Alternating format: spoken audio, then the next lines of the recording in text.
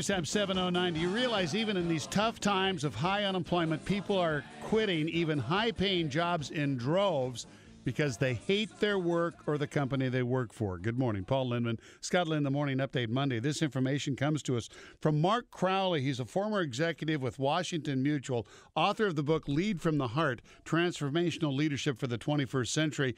And Mark, you go so far as to say that over half of American workers today effectively hate their jobs. Where's the proof? Where do you get that? Well, we know specifically because the Conference Board, which is a 100-year-old research firm in New York, has been studying employee loyalty and satisfaction since 1987. And astonishingly, in either a good economy or a bad economy, job satisfaction scores have fallen every single year. And so according to the Conference Board, 55% of people hate their jobs. But we're seeing from other studies that employee loyalty is at a 7-year low, and at least 1 in 3 people are looking for a new job.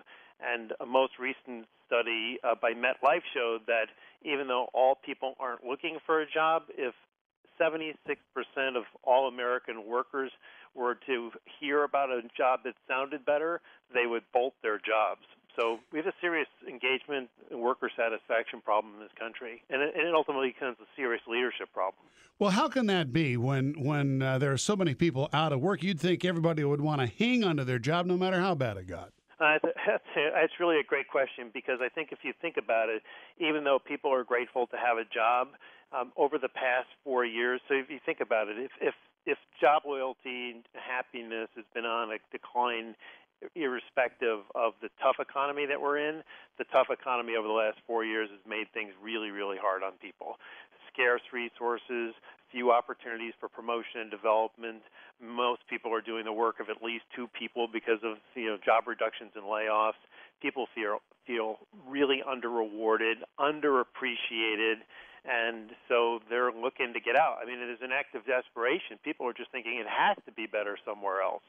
Short of hiring people, which is not going to happen in these economic times, what can business leaders, CEOs, do to get those attitudes changed? Well, I think this is the time to do it. We're suddenly seeing that people are leaving their jobs, and there's at least 13 million people unemployed in the country, and the most recent statistics show that over 2 million people left their jobs, found new jobs in February.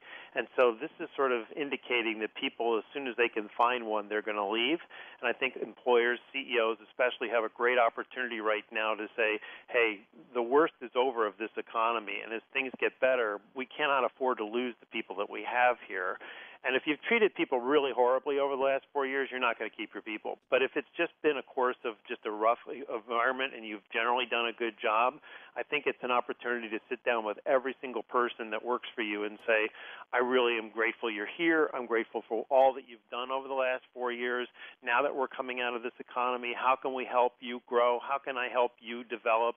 People want to feel valued. They want to feel cared for. They want to know that they're being recognized. They want to know that their work matters. And if those aren't all yeses, people are going to leave. Yeah, but Mark, that all sounds good. However, you also point out in your writing that many bosses, if not most, aren't even aware that their employees are disgruntled. Well, because I think a big problem with leadership is that leaders aren't really thinking about the needs of the people that are working there. They're thinking that pay is what really motivates people, and pay used to be 100 years ago, people went to work to get pay, in order to meet their basic needs for food, shelter, etc. But now people have ascended in their needs. It's much easier to meet those things, and so what's happened is that people are looking to be fulfilled by the work they're doing, and I don't mean that in a new agey point of view. I mean it very seriously. People want to find ways of finding personal fulfillment and purpose through the work that they do. And if bosses can't look to their individual side of the people that they're leading and have people that are working for them feel as if they're valued and cared for, they're going to say, well, this isn't the place for me. So there's a reorientation that has to go on.